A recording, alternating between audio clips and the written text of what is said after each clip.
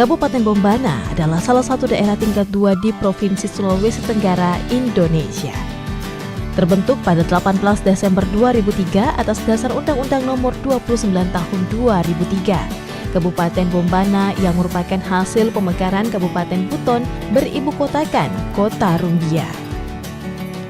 Kabupaten Bombana mempunyai wilayah daratan seluas 2.845,36 km persegi atau 284.536 hektar dan wilayah perairan laut diperkirakan seluas 11.837,31 km persegi.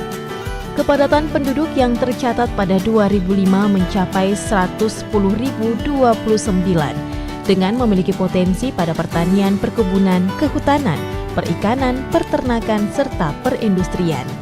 Wilayah Kabupaten Bombana berbatasan langsung dengan Kabupaten Kolaka dan Kabupaten Konawe Selatan. Di wilayah selatan berbatasan dengan Laut Flores, kemudian di bagian barat berbatasan dengan Teluk Bone, selanjutnya di wilayah timur dengan Kabupaten Muna dan Kabupaten Buton.